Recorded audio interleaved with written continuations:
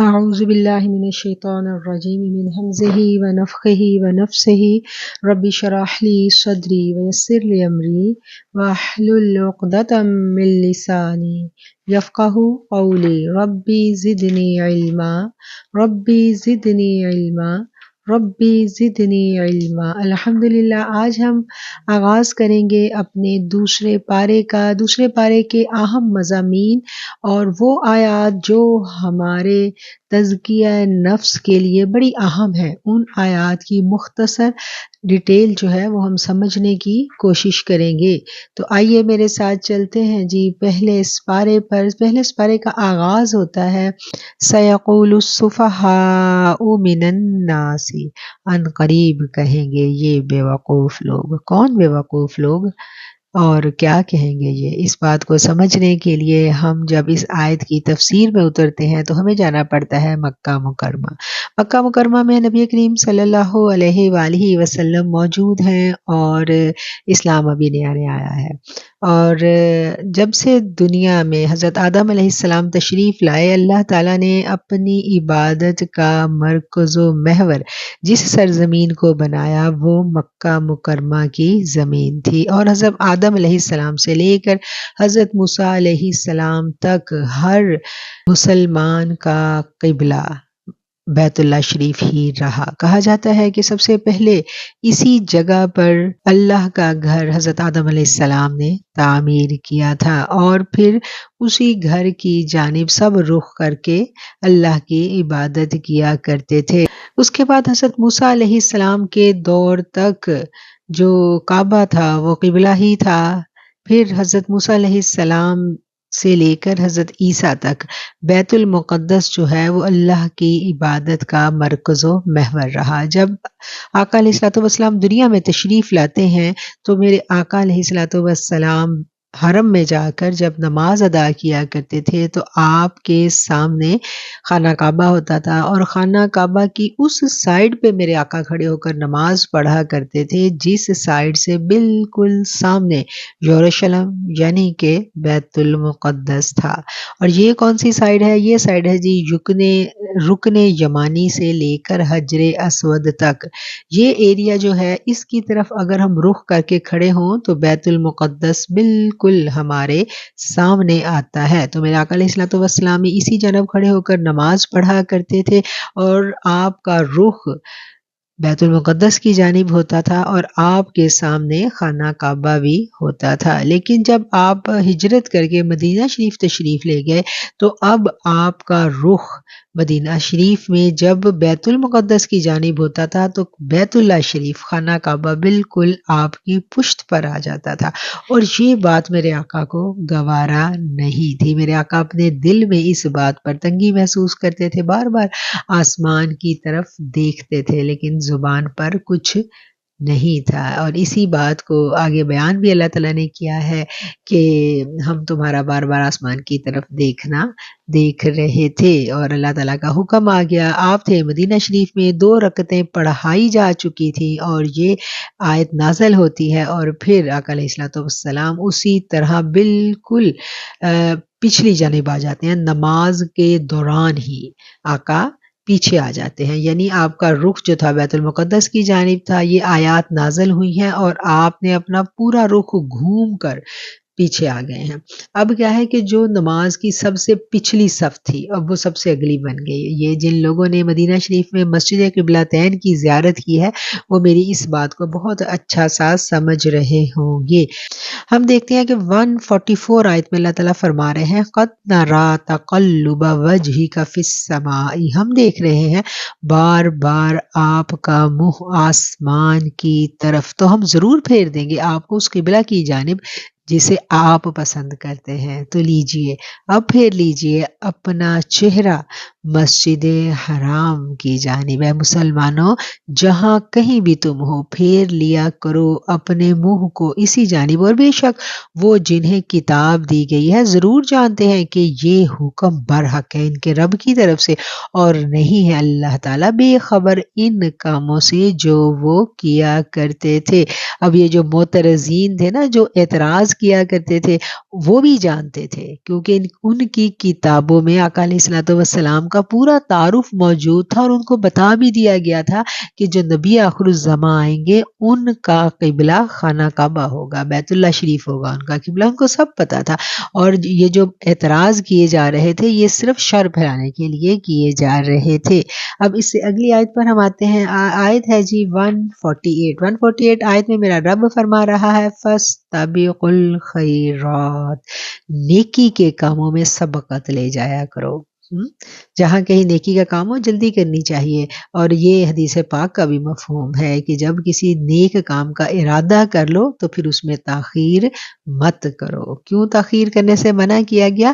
اس لیے کہ پھر شیطان جو ہے نا وہ انٹری ڈال دیتا ہے، وسوسے ڈال دیتا ہے اور ہمارا ارادہ کمزور پڑنے لگتا ہے۔ اور دوسری طرف یہ آیت جو ہے یہ موٹیویشن بھی ہے مومنین کے لیے، کس طرح کے نیکی کے کام کا حکم دیا گیا، صدقہ خیرات کا حکم دیا گیا، کسی بھی نیک کام میں اعانت مانگی گئی تو مسلمانوں کا کیا کام ہے کہ فوراً بڑھ چڑھ کے حصہ لیں، ایک دوسرے سے سبقت لے جانا چاہیں، بڑھ چڑھ کے نیکی کے کام کریں۔ اور ہمارے ہاں کیا تاثر پایا جاتا ہے، ایک دوسرے کی طرف دیکھا جاتا ہے کہ دیکھتے ہیں کون آگے بڑھتا ہے، کوئی اور ہی بڑھ جائے ہم تو تھوڑا پیچھے ہی رہیں، بس نیوے ہو کے گزر جائیں۔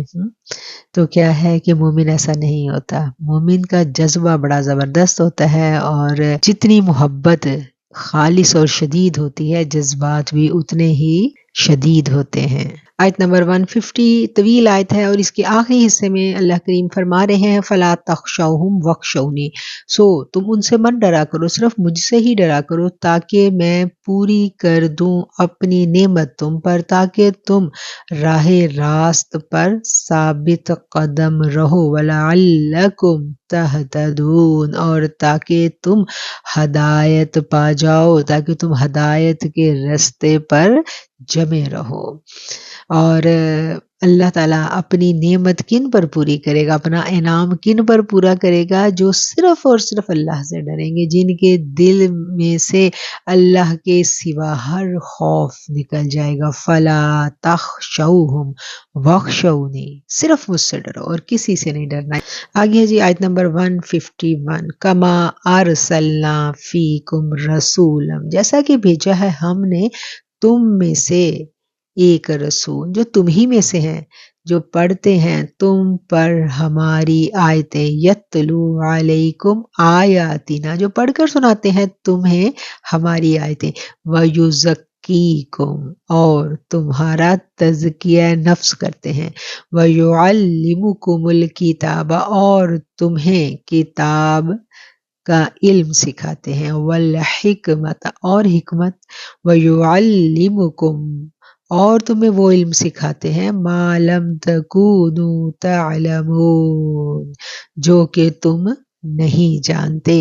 یہ جو نبی آخر الزمان اللہ تعالیٰ نے مبعوث فرمائے، اس آیت میں ان کی ذمہ داریاں یہاں بیان کی جا رہی ہیں۔ سب سے پہلے کیا ہے کہ وہ قرآن کی آیات کی تلاوت فرماتے ہیں، قرآن کی آیات پڑھ کر سناتے ہیں، اور پھر یہ قرآن اثر نہیں کرتا جب تک قلوب کا تزکیہ نہ ہو۔ تزکیے کے بغیر قرآن دل میں نہیں اترتا۔ زبان سے جتنی مرضی خوبصورتی سے آپ لوگ تلاوت کر لیں، دل میں قرآن اسی وقت اترتا ہے جب دلوں کا تزکیہ ہو چکا ہوتا ہے، اور دلوں کا تزکیہ ہوتا ہے صحبت رسول صلی اللہ علیہ وآلہ وسلم سے، اور صحبت رسول سے ہوتا ہے۔ تو آج تو 14 صدیاں بیت گئیں، 1450 سال گزر گئے، تو ہمارے دل کیسے تزکیہ پائیں گے؟ تو دل جو ہے نا، دل کو اللہ نے بڑی قوت دی ہے، دل زمان و مکان سے آزاد ہوتا ہے، یہ زمانے کی قید میں نہیں رہتا۔ دل جس پہ آ جائے پھر اس کے لیے 14 صدیاں کچھ بھی نہیں ہیں۔ جن کے دل آقا علیہ الصلوۃ والسلام کی محبت سے لبالب بھر جاتے ہیں، وہ ہزاروں میل دور بیٹھے ہوئے بھی ہر وقت مدینہ میں رہتے ہیں، اور صدیاں گزر جانے کے باوجود بھی وہ آقا سے اسی طرح محبت کرتے ہیں جیسے ان کے زمانے میں ان کے اصحاب ان سے محبت کیا کرتے تھے. تو کیا ہے کہ قرآن رہتی دنیا تک کے لیے ہے. آقا علیہ الصلوۃ والسلام کی محبت ہی وہ واحد چیز ہے جس سے ہمارے قلوب تزکیہ پا سکتے ہیں، اور آقا کی محبت ہر زمانے میں اپنے اپنے انداز کے ساتھ ہر امتی کو اللہ خود سکھاتا ہے. اس سے آگے ہے جی کتاب کی تعلیم دیتے ہیں اور حکمت سکھاتے ہیں. اب یہاں بڑی امپورٹنٹ باتیں ہیں جن کو بہت اچھا سا ہم نے سمجھ لینا ہے. علم کا ہونا الگ چیز ہے اور حکمت یہ الگ چیز ہے. یہ دونوں ایک ہی بات نہیں ہے. علم کوشش اور کاوش سے سیکھا جا سکتا ہے، حکمت کوشش سے نہیں ملتی. جتنی مرضی کتابوں کے رٹے لگوا دیے جائیں، حکمت نہیں ملتی. حکمت اسی کو ملتی ہے جس کو اللہ چاہے. اور حکمت کہاں سے ملتی ہے؟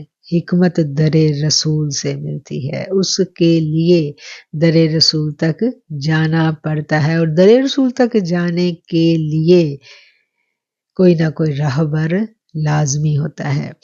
اور اس کے بعد آ گیا جی اور وہ سکھاتے ہیں جو تم نہیں جانتے. اس میں اتنی زیادہ وسعت ہے تصوف کے طالب علموں کے لیے کہ جو تم نہیں جانتے وہ تمہیں سکھاتے ہیں. یہ کل ایک بہن نے کلاس میں سوال کیا تھا علم لدنی کے بارے میں کہ علم لدنی کیا ہے، اور یہاں اس آیت میں ایک لطیف اشارہ ہے اسی جانب.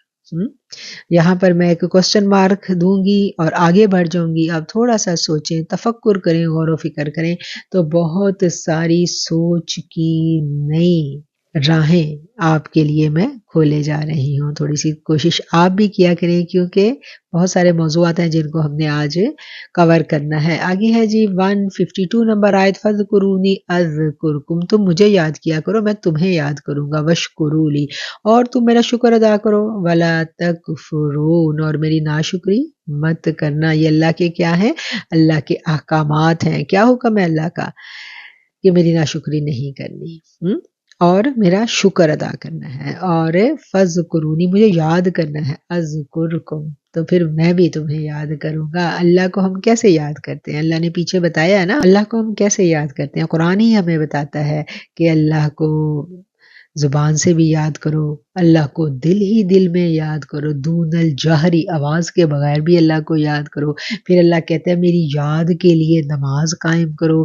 تو نماز کو یاد کے لیے کیسے قائم کیا جا سکتا ہے؟ یہ بھی ایک سمجھنے کی، سیکھنے کی چیز ہے. اور یاد والی نماز کیسی ہوتی ہے؟ جب ہم دنیا میں کسی کو یاد کرتے ہیں تو اس کی ہمیں کال آ جاتی ہے نا. کسی کو بہت زیادہ یاد کریں یا تو وہ خواب میں آ جائے گا یا اس کی کال آ جائے گی. یہ تو میرا رب ہے جس نے قرآن میں اعلان کر دیا ہے کہ تم مجھے یاد کرو میں تمہیں یاد کروں گا. اور جو اپنے رب کو یاد رکھتا ہے تو میرا رب بھی پھر اس کو بھولتا نہیں ہے. آگے ہے 153 نمبر آیت، اور تم مدد طلب کیا کرو صبر کے ساتھ اور نماز کے ذریعے، بے شک اللہ تعالیٰ صبر کرنے والوں کے ساتھ ہے. مشکلیں، مصیبتیں، آزمائشیں، امتحان یہ اس دنیا میں آنے ہی آنے ہیں. یہ سمجھ لیں یہ دنیا جو ہے دارالامتحان ہے، اور اس تمام امتحان گاہ سے کامیابی سے گزرنے کے لیے ضروری چیز صبر ہے. کیونکہ جب امتحان میں سے ہم گزر رہے ہوتے ہیں تو یا تو ہم نے کامیاب ہونا ہے امتحان سے، یا ناکام ہونا ہے، پاس ہونا ہے یا فیل ہونا ہے. اور پاس ہونے کا سلیبس جو ہے وہ صبر کے ساتھ ہی لازم ہے. تو صبر کی تلقین کی گئی ہے، اور اللہ تعالیٰ کے کہہ رہے ہیں کہ جو میری راہ میں قتل کر دیے جائیں انہیں مردہ مت کہو بلکہ وہ زندہ ہیں، لیکن تم ان کی زندگی کا شعور نہیں رکھتے. وَلَٰكِن لَّا تَشْعُرُونَ، اللہ کی راہ میں جو مارا جائے اس کو اللہ زندہ کہہ رہا ہے. اور اس کی زندگی کیسی ہے؟ اللہ کہتا ہے اس پہ کوئی اور بحث کی بات نہیں ہے، تمہیں شعور ہی نہیں ہے، تم سمجھ ہی نہیں سکتے. جس کو اللہ نے زندہ کہہ دیا تو اس کی زندگی کیسی ہوگی؟ اور یہی وہ لوگ ہیں نا جن کے اجسام پر، جن کے جسموں پر اللہ تعالیٰ نے مٹی جو ہے نا اس کے لیے وہ جسم حرام کر دیے ہیں. یہ تو کن کی بات ہے جو اللہ کی راہ میں مارے جائیں؟ ان کے جسموں کی اتنی حفاظت کا انتظام کیا جاتا ہے کہ وہ جسم تر و تازہ رہتے ہیں، اور جسم ایسے ہوتے ہیں کہ وہ قبر میں رہتے ہوئے بھی قبر کی مٹی انہیں چھو بھی نہیں سکتی، مطلب ان کا کوئی نقصان نہیں کر سکتی۔ کوئی جو سسٹم ہے کائنات کا کہ ایک مردہ جب ڈالا جاتا ہے تو ایک سسٹم کے تحت وہ مردہ جو ہے نا اس کی ساری باڈی ختم ہو جاتی ہے، اور شہید کی باڈی کی اللہ تعالیٰ حفاظت کرتے ہیں۔ اب ایک جگہ ہمیں یہ بھی پتہ چلتا ہے، اللہ کہتا ہے کہ میں انہیں رزق بھی دیتا ہوں۔ وہ کس قسم کا رزق ہے جو انہیں دیا جاتا ہے؟ ہمیں اس کا شعور ہی نہیں ہے، ہم سمجھ ہی نہیں سکتے۔ تو یہ تو بات ہو رہی ہے اللہ کی راہ میں مارے جانے والوں کی، اور وہ جو اللہ کے نبی ہیں، جو اللہ کے رسول ہیں، ان کی حیات کیسی ہوگی؟ ان کی جو حیات ہے، بعد از موت جو ان کی حیات ہے، اس کا شعور ہم کیسے رکھ سکتے ہیں؟ کہتے ہیں نا، حقیقت محمدی صلی اللہ علیہ وآلہ وسلم کو سمجھنا آسان نہیں ہے۔ بہت بڑا راز ہے، یہ بہت بڑا راز ہے، اور جس راز کو ہم سمجھ ہی نہیں سکتے، جس راز کا ہمیں شعور ہی نہیں ہے، اس راز پر ہم اپنی رائے کیسے دے سکتے ہیں؟ تو اس طرح کی بحث مباحثہ سے ہمیں گریز کرنا چاہیے۔ یہ ہمارے لیے نو گو ایریا ہے، ہم اس ایریا میں نہیں جائیں گے، نہ ہی ہم اس پر کوئی بحث کریں گے، اور نہ ہی ہم اپنے حلقہ احباب میں اس قسم کی بحث کو برداشت کریں گے۔ آقا علیہ الصلوۃ والسلام کی ذات پر، ان کی صفات پر، ان کے علم پر کوئی بحث نہیں ہے۔ وَلَنَبْلُوَنَّكُمْ، ہم تمہیں ضرور آزمائیں گے، خوف سے، بھوک سے، مالوں کی کمی سے، جانوں سے اور پھلوں سے۔ یہ ساری آزمائشوں سے ہمیں گزرنا پڑے گا۔ وَلَنَبْلُوَنَّكُمْ، ضرور تمہیں آزمائیں گے، کسی کو سب میں سے اور کسی کو ان میں سے کسی نہ کسی میں سے، اور پھر جس نے صبر کیا تو اس کے لیے وَبَشِّرِ الصَّابِرِينَ، اور خوشخبری سنا دیجئے صبر کرنے والوں کو۔ اور جب کوئی پہنچتی ہے انہیں مصیبت تو کہتے ہیں اِنَّ لِلَّهِ وَإِنَّ إِلَيْهِ راجعون۔ اللہ اکبر۔ آگے ہے جی آیت نمبر 163۔ 163 نمبر آیت جو ہے، اس کا میں نے یہاں پر اس لیے تذکرہ کرنا مناسب سمجھا کہ یہ وہ آیت ہے جس کا مراقبہ بھی کیا جاتا ہے صوفیہ کرام میں، اہل تصوف میں اس کا مراقبہ کروایا جاتا ہے، اس کی بڑی برکات ہیں۔ وَإِلَٰهُكُمْ إِلَٰهٌ وَاحِدٌ، وہی خدا ہے تمہارا، وہی معبود ہے تمہارا، ایک ہی معبود۔ 165 نمبر آیت ایک طویل آیت ہے، اور اس آیت کا تھوڑا سا ہم مفہوم جو ہے وہ سمجھنے کی کوشش کریں گے۔ بناتے ہیں اوروں کو اللہ کا مد مقابل، اور پھر اس سے محبت کرتے ہیں، ایسی محبت جیسی اللہ سے کرنی چاہیے۔ اور جو ایمان والے ہیں وہ اللہ سے محبت میں بڑے شدید ہیں۔ ایمان والا اللہ سے محبت میں بڑا شدید ہے، اور اسی شدت کو میرے آقا علیہ الصلوۃ والسلام نے ہمیں مانگنا بھی سکھایا ہے، اور اسی شدت کو میرے آقا علیہ الصلوۃ والسلام نے ہمیں مانگنا بھی سکھایا ہے۔ اللہم انی اسألک الحبک وحب من یحبک والعمل الذی یبلغنی حبک احب الی من نفسی واہلی ومالی وولدی ومن الماء البارد۔ یہ خوبصورت مسنون دعا ہے، اس کو ہمیں دل کی گہرائیوں میں ترجمے کے ساتھ اتارنا ہے، اور پھر جب ہم الفاظ زبان سے ادا کریں تو وہ الفاظ جو ہے نا اپنے معنی اور مفہوم کے ساتھ ہمارے دل کی آواز بن جائیں۔ 169 نمبر آیت کو ہم دیکھیں گے، انما یأمرکم، بے شک وہ تمہیں حکم دیتا ہے، بالسوء والفحشاء، برائی کا اور بے حیائی کا، اور یہ کہ بہتان باندھو اللہ پر جو تم جانتے ہی نہیں۔ یہ شیطان کی جو چالیں ہیں ان کو یہاں بے نقاب کیا جا رہا ہے کہ شیطان کیا حکم دیتا ہے ہمیں، برے برے کاموں کا۔ وہ ہمارے نفس کو آ کر سرگوشیاں کرتا ہے اور ہمیں برائی پر ابھارتا ہے۔ یہ کس کی ڈیوٹی ہے؟ یہ شیطان کا کام ہے، اور نہ صرف برائی پر بلکہ بے حیائی پر۔ حیا نصف ایمان ہے، اور حیا جو ہے یہ مومن کا زیور ہے، اور جب زیور ہی نہ رہا سجنا بننا کیسا؟ پھر ایمان تو نہیں سج بن سکتا نا۔ تو ایمان کے لیے حیا لازم و ملزوم ہے، ایمان اور حیا لازم و ملزوم ہے۔ تو شیطان کیا کرتا ہے؟ شیطان نہ صرف برائی کا حکم دیتا ہے بلکہ بے حیائی کا بھی حکم دیتا ہے، اور وہ تمہارے دل میں طرح طرح کے وسوسے ڈال کر اللہ تعالیٰ کی نافرمانی پر اکساتا ہے۔ اگر تم اسلام کے بتائے ہوئے اصولوں پر عمل کرنے کا قصد کرو تو وہ تمہیں معاشی بدحالی سے ڈرائے گا، اور یہی اس کی چالیں ہیں۔ اللہ تعالیٰ اس کی ساری چالیں جو ہے نا وہ کھول کھول کر یہاں قرآن کریم میں بیان کرتے ہیں۔ 177 آیت ہے جی، لیس البر ان تولوا وجوہکم قبل المشرق والمغرب۔ نیکی بس یہی نہیں ہے کہ تم نماز میں کھڑے ہو کر اپنے منہ پھیر لو مشرق اور مغرب کی جانب، بلکہ نیکی کا کمال تو یہ ہے کہ کوئی شخص ایمان لائے اور روز قیامت پر، فرشتوں پر، کتاب پر، سب نبیوں پر، اور اپنا مال دے دے اللہ کی محبت میں رشتہ داروں، یتیموں، مسکینوں، مسافروں اور سوال کرنے والوں کو، اور خرچ کرے غلام آزاد کرنے میں، اور صحیح صحیح ادا کیا کرے نماز کو قائم کرے، زکوٰۃ کو ادا کرے، وعدوں کو پورا کرے جب کسی سے وعدہ کر لے، اور والصابرین فی البأساء،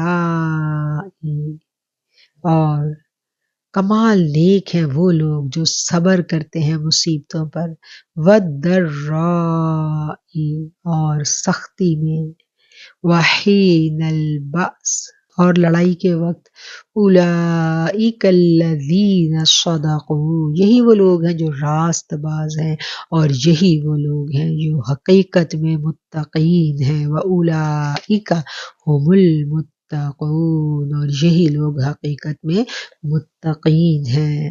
یہ آیت اسلام کے فرما بردار کا ایک مکمل خاکہ ہمارے سامنے پیش کر دیتی ہے کہ ایک اچھا مسلمان صرف یہ نہیں ہے کہ 5 وقت نماز پڑھے اور ختم۔ جدھر اللہ کہتا ہے نیکی صرف یہ نہیں ہے کہ تم مشرق اور مغرب کی طرف منہ کر لو، یہاں وہ نماز جو خشوع و خضوع سے خالی ہے، وہ نماز جو اپنی روح کھو بیٹھی ہے، اس نماز کو یہاں کیا کہا گیا ہے کہ بس اپنا منہ ہی تم نے کیا ہے مشرق اور مغرب کی طرف۔ نیکی کا کمال یہ ہے کہ وہ نماز جب تمہارے اندر قائم ہو جائے تو پھر یہ خوبیاں تم میں پیدا ہوں گی۔ کون کون سی خوبیاں پیدا ہوں گی؟ وہ ساری کی ساری اس آیت میں بتلا دی گئی ہیں۔ 183 نمبر آیت ہے، اہم آیت ہے، یا ایھا الذین آمنوا کتب علیکم الصیام، روزے فرض کر دیے گئے ہیں ایمان والو تم پر، جیسا کہ فرض کیے گئے تھے تم سے پہلے لوگوں پر۔ اور روزے فرض کرنے کا مقصد کیا ہے وہ بھی یہاں بتا دیا گیا، لعلکم تتقون، تاکہ تم متقی بن جاؤ۔ روزے کی فرضیت کا مقصد تقوی کا حصول ہے۔ تقوی کا حصول کیسے؟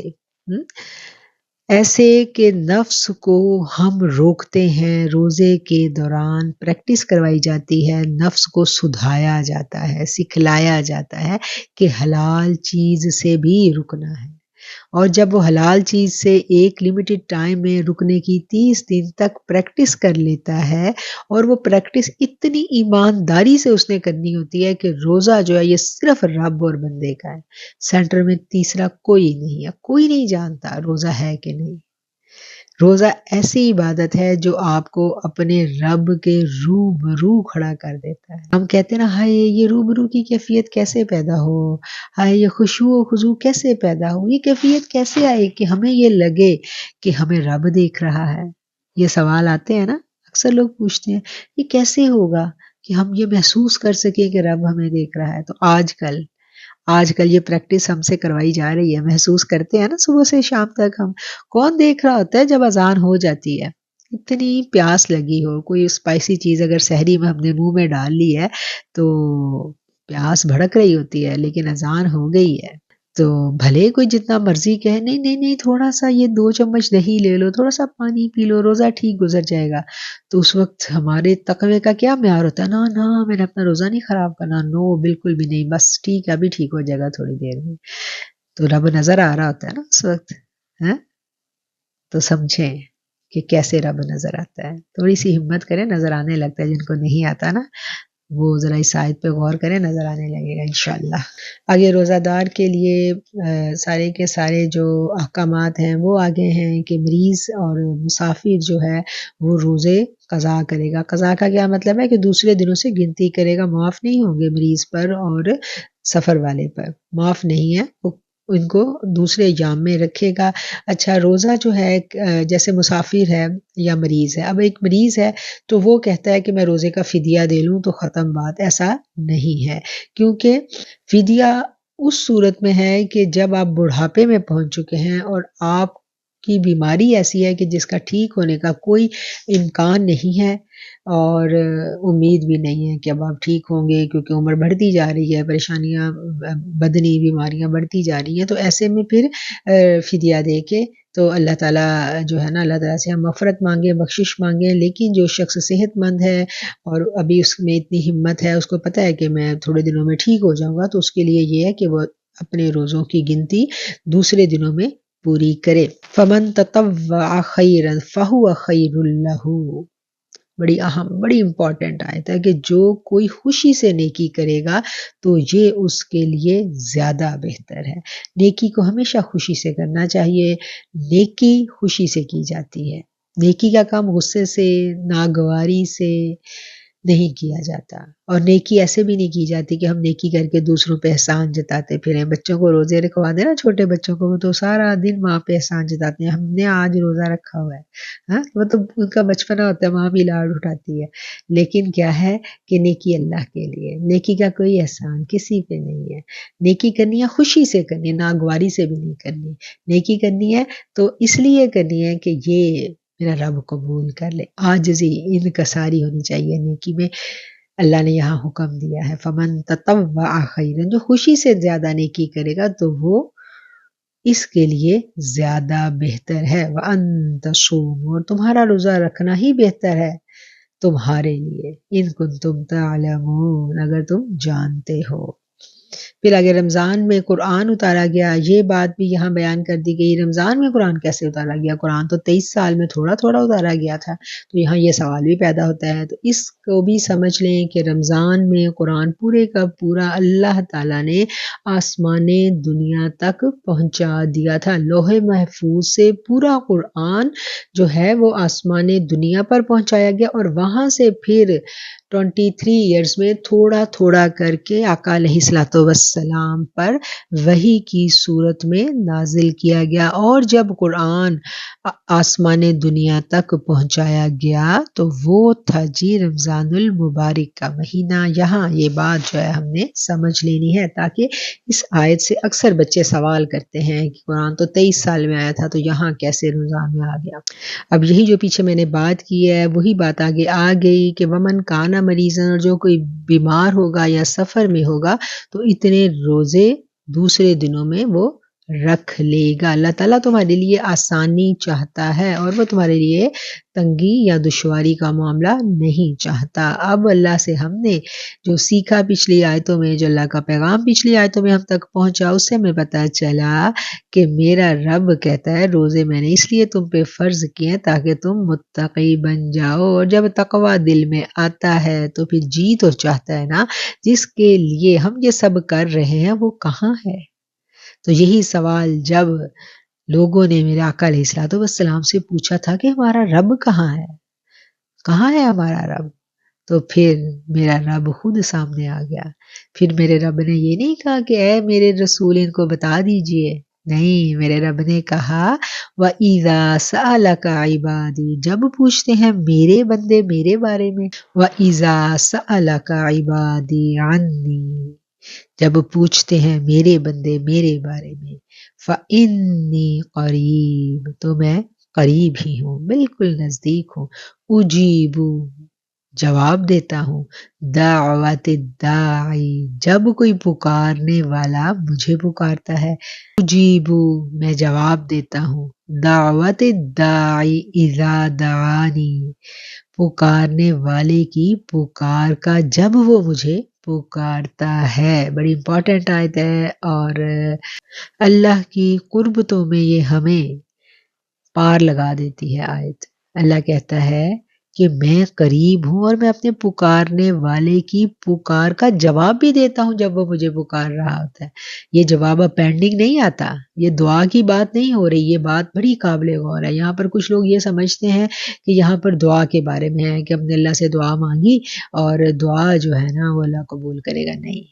اس آیت پر جب ہم تفکر کریں تو ہمیں پتہ چلتا ہے اجیبو دعوت الداعی اذا دعانی، جب وہ مجھے مانگتا ہے، جب وہ مجھے پکارتا ہے تو میں اس کی پکار کا جواب دیتا ہوں۔ گویا کہ رب کے ساتھ ڈائریکٹ کمیونیکیشن ایک بندہ کر سکتا ہے۔ کیسے کر سکتا ہے؟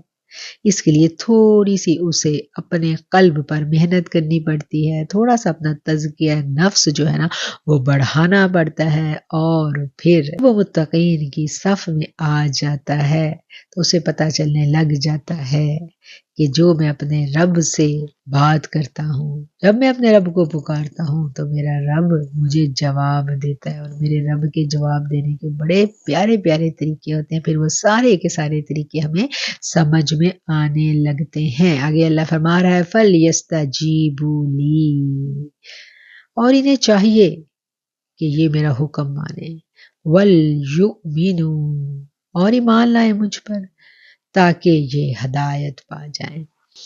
اب آ جاتی ہے جی آیت 87 نمبر آیت۔ روزے جب فرض کیے گئے تو ابتدائی ایام میں روزے کی حالت میں جس طرح میاں بیوی کو ازدواجی تعلقات کے لیے منع کر دیا گیا تھا، اسی طرح ابتدائی دور میں روزے کی راتوں میں بھی میاں بیوی کے ازدواجی تعلقات جو تھے وہ ممنوع تھے۔ اور پھر ایک دن ایک صحابی نے آ کے عرض کی کہ یا رسول اللہ، ہم یہ نہیں کر پا رہے اور ہم سے اس معاملے میں خیانت ہو جاتی ہے۔ میرے آقا علیہ الصلوۃ والسلام ان کی اس بات کو سن کر خاموش تھے، تو مجلس میں کچھ معتبر صحابہ کرام وہ بھی بول اٹھے کہ آقا ہم سے بھی یہ ہو گیا ہے۔ تو ایسے میں تو میرے رب کا حکم آ گیا۔ میرے رب نے کیا کہا کہ حلال کر دیا تمہارے لیے رمضان المبارک کی راتوں کو اپنی بیویوں کے پاس جانا، ہن لباس لکم، وہ لباس ہے تمہارا اور تم ان کا لباس ہو۔ جان لیا اللہ نے کہ تم خیانت کیا کرتے تھے اپنے آپ سے، بس اس نے نظر کرم فرمائی تم پر اور معاف کر دیا تمہیں۔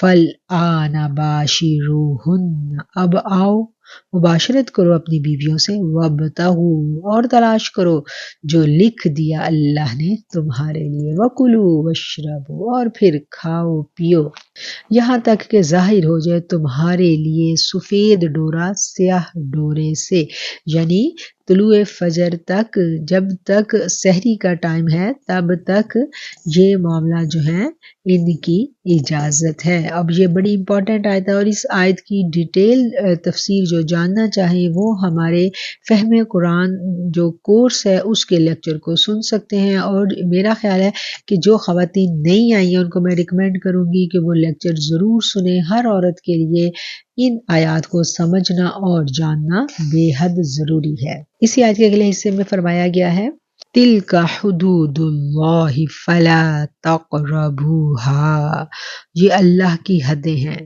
ان کے قریب بھی مت جانا۔ یہ بڑی امپورٹنٹ آیت ہے اور بڑا امپورٹنٹ میسیج ہے۔ کیا کہ جو حدود اللہ تعالیٰ نے قائم کر دی، یہاں یہ نہیں کہا کہ ان کو توڑنا یا کاٹنا نہیں، اللہ نے کہا ان کے قریب بھی نہیں جانا۔ اب ان کے قریب بھی نہیں جانا، اس بات کو ہم نے سمجھنا ہے کہ اس سے کیا مراد ہے۔ اس سے یہ مراد ہوتا ہے کہ ایک حد اللہ نے لگا دی کہ روزے کی حالت میں میاں بیوی کے ازدواجی تعلقات منع ہیں، مباشرت روزے کی حالت میں منع کر دی گئی۔ اور اب یہ نہیں ہے کہ جو عوامل اس لمحے تک لے کر جاتے ہیں وہ سارے کام جائز ہیں اور ایک کام منع ہے، ایسا نہیں ہے۔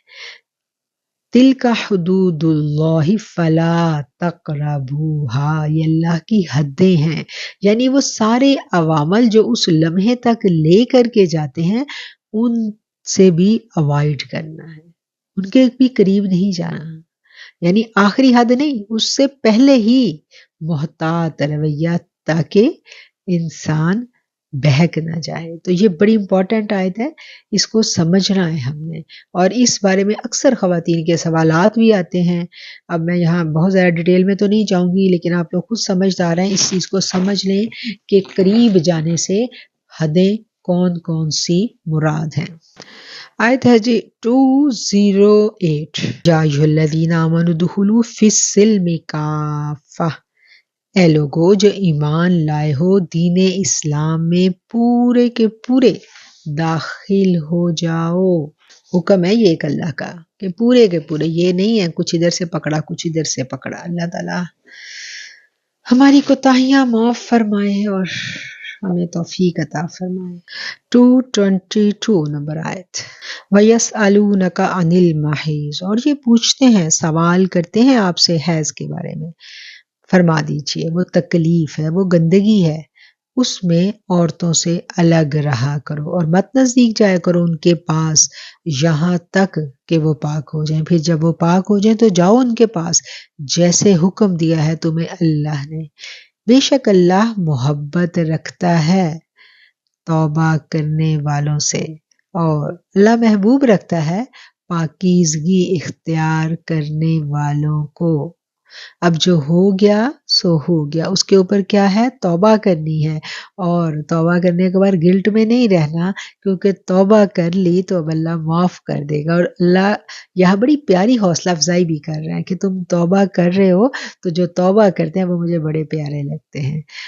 ان اللہ، اس میں کوئی شک نہیں ہے، یحب التوابین، کہ اللہ محبت رکھتا ہے توبہ کرنے والوں سے، اور اللہ پاکیزگی اختیار کرنے والوں سے محبت رکھتا ہے۔ تو پاکیزگی نہ صرف جسم کی بلکہ روح کی، قلب کی، ہر چیز کی پاکیزگی جو ہے نا، اس کو اختیار کرنا مسلمان کے لیے لازم ہے۔ آگے اللہ تعالیٰ فرما رہے ہیں، نساؤکم حرث لکم، عورتیں تمہاری کھیتی ہیں، فَأْتُوا حَرْثَكُمْ أَنَّا شِئْتُمْ، بس تم آؤ اپنی کھیتی میں جہاں سے چاہو، وَقَدِّمُوا لِأَنفُسِكُمْ۔ اب یہ آیت بھی بڑی قابل غور ہے، اس آیت کو پکڑ کے اس کے معنی اور مفہوم کو بھی عجیب انداز میں بدل کر معاشرے میں عجیب خلطان پھیلایا جاتا ہے۔ فَأْتُوا حَرْثَكُمْ أَنَّا شِئْتُمْ، تم آؤ اپنی کھیتی میں جس طرح چاہو۔ اب یہ جو جس طرح چاہو ہے، اس کے معنی اور مفہوم کو بدل دیا جاتا ہے، اور جتنے غلط طریقے ہیں ان کو جائز قرار دینے کے لیے اسلام میں اس آیت کا استدلال لیا جاتا ہے۔ یہ بہت خطرناک بات ہے، کسی آیت کو ایک جگہ سے پکڑ کر اصول وضع نہیں کیا جا سکتا۔ یہاں اس بات کو سمجھ لیں کہ اللہ تعالیٰ نے میاں بیوی کے رشتے میں بھی حدود رکھی ہیں، اور ان حدود کو کوئی بھی کراس نہیں کر سکتا۔ نساؤکم حرث لکم، عورتیں تمہاری کھیتی ہیں، اور اس کھیتی میں تم نے جہاں سے چاہے آنا ہے۔ اس سے مطلب یہ ہے کہ جہاں سے افزائش نسل اللہ تعالیٰ نے رکھی ہے اسی جگہ سے آنا ہے۔ کھیتی میں جہاں سے بیج ڈالا جاتا ہے اسی جگہ سے آنا ہے، اس کے علاوہ کسی اور جگہ سے آنا حرام ہے۔ اس جگہ پر جس مرضی پوزیشن میں آؤ، اس میں کوئی قید، کوئی پکڑ، کوئی تنگی نہیں ہے۔ یہ ہے اس آیت کا مفہوم جب ہم اس کو پچھلی آیت کے تناظر میں سمجھتے ہیں، اور قرآن کی کسی آیت کو ہم اس سے متعلقہ باقی آیات کو سامنے رکھ کر سمجھے بنا کوئی اصول، کوئی استدلال نہیں نکال سکتے۔ تو یہ آج جو بے حیائی کا سمندر، طوفان ایک آ گیا ہے ہماری نوجوان نسل کو لپیٹے ہوئے ہے، یہ بات ان کو سمجھ جانی چاہیے۔ اگر کچھ ایسا ہوتا تو قوم لوط پر عذاب نہ آتا۔ اسلام تو پاکیزہ مذہب ہے اور اسلام ہر چیز کا طریقہ ہمیں بتاتا ہے۔ وَقَدِّمُوا لِأَنفُسِكُمْ۔ آگے اس صورت میں ہم دیکھتے ہیں کہ طلاق کے مسائل کو ڈیٹیل کے ساتھ بیان کیا گیا ہے، طلاق کا طریقہ بتلا دیا گیا، رضاعت کی مدت بتا دی گئی کہ کتنا عرصہ کوئی ماں جو ہے وہ اپنے بچوں کو دودھ پلا سکتی ہے، اور یہ سارے کے سارے احکامات ہیں ڈیٹیل کے ساتھ سمجھنے والے۔ اور 238 نمبر آیت کو ہم دیکھیں گے، حافظوا علی الصلاۃ، اور تم حفاظت کرو اپنی نمازوں کی، والصلاۃ الوسطیٰ، اور خصوصاً درمیانی نماز۔ درمیانی نماز کون سی ہے؟ نماز عصر۔ وقوموا للہ قانتین، اور کھڑے رہا کرو اللہ کے لیے عاجزی کرتے ہوئے۔ نماز میں کیسے کھڑے ہونا ہے؟ لاپرواہی سے، بے دھیانی سے، سستی اور کاہلی کرتے ہوئے نہیں، نماز میں کھڑے ہونا ہے عاجزی کے ساتھ، کہ انسان نماز میں کھڑا ہو تو نظر آئے کہ کوئی عاجز اور انکسار اپنے آقا کے مالک کے سامنے کھڑا ہے۔ اور کون سی نماز کی حفاظت کا یہاں خصوصی طور پر حکم آیا؟ اس سے مراد ہے جی نماز عصر۔ آقا علیہ الصلوۃ والسلام کا ارشاد ہے کہ جو کوئی فرض نماز کی پابندی کرتا ہے قیامت کے دن یہ اس کے لیے نور ہوگی۔ نماز کو نبی کریم صلی اللہ علیہ وآلہ وسلم نے دین کا ستون قرار دیا ہے۔ جس نے نماز کی پابندی نہ کی اس کے پاس نہ نور ہوگا اور نہ ہی اس کے ایمان کی کوئی دلیل۔ درمیانی نماز سے مراد نماز عصر ہے۔ جنگ خندق میں عصر کی نماز قضا ہو گئی تھی تو آقا علیہ الصلوۃ والسلام نے فرمایا اللہ تعالیٰ ان کفار کی قبروں کو آگ سے بھر دے جنہوں نے ہمیں درمیانی نماز پڑھنے میں مصروف رکھا۔ متفق علیہ حدیث ہے۔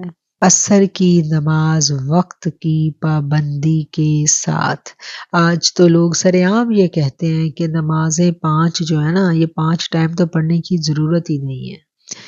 پتہ لگ گیا اس حدیث جو متفق علیہ حدیث ہے، اس سے ہمیں پتہ کیا چل رہا ہے کہ نماز کو اس کی وقت کی پابندی پر ہی ادا کرنا ہے، کیونکہ اگر وقت کی پابندی پر ادا کرنا ضروری نہ ہوتا تو میرے آقا اتنا دکھ کرتے؟ میرے آقا تو کسی کو بد دعا نہیں دیتے تھے۔ اتنے سخت الفاظ آپ کی زبان پر کیوں آئے؟ کیونکہ آپ کا دل بڑا رنجیدہ ہوا۔ تو اتنا رنجیدہ دل کیوں ہوا؟ کیونکہ نماز وقت کی پابندی کے ساتھ ادا نہیں ہو سکی۔ نہ صرف آپ کی بلکہ آپ کی پوری صحابہ کی جماعت جو ہے وہ محروم رہ گئے وقت کی پابندی پر ادا کرنے سے، اور آقا نے ان کو بد دعا دی۔ آج آپ دیکھیں کہ شام کی پارٹیز میں، بازار میں، سیر سپاٹے میں ہم کیسے آرام سے ہم عصر کی نماز قضا کر دیتے ہیں، آرام سے۔ تو یہ بڑا لمحہ فکریہ ہے، بڑا لمحہ فکریہ ہے۔ حافظوا علی الصلاۃ، حفاظت کرو اپنی نماز کی۔ نماز میں تو یہ ہے ہی نہیں کہ اگر تم لوگ بازار میں ہو یا تم لوگ گاڑی میں ہو، سفر میں ہو، پانی نہیں ہے، کوئی معافی نہیں ہے نماز کی۔ پانی نہیں ہے تو اللہ نے کہا تیمم کر لو، مریض ہو بیٹھ نہیں سکتے تو لیٹ کے پڑھ لو، سہارے سے پڑھ لو، اشارے سے پڑھ لو، نماز نہیں چھوڑنی۔ تو نماز نہیں چھوڑنی۔ ہم باوضو ہوں گے تو ہمارے لیے کوئی مشکل نہیں، ہم گھر سے باہر بھی ہیں، کہیں بھی ہیں، ہم اپنی گاڑی میں جا کے اشارے سے پڑھ سکتے ہیں، کوئی بھی جگہ نہیں ملی، لیکن اس وقت اللہ کے حضور اپنی حاضری لگوانی لازم ہے۔ تو یہ بڑا ایک امپورٹنٹ میسیج ہے ان لوگوں کے لیے، اس کانسیپٹ کو توڑنے کے لیے جو آج کل پھیلایا جا رہا ہے۔ چلیں جی، یہ وہ کچھ اہم آیات تھی، اہم پوائنٹس تھے اس بارے کے حوالے سے جو میں نے کوشش کی ہے کہ ہم ان کو سمجھ لیں، اور ان کو بیان کرنے میں، الفاظ کی ادائیگی میں، سمجھنے میں، سمجھانے میں کہیں مجھ سے کوئی کوتاہی رہ گئی ہو تو میرا رب العالمین مجھے معاف کر دے۔ آخر الدعوانا ان الحمد للہ رب العالمین۔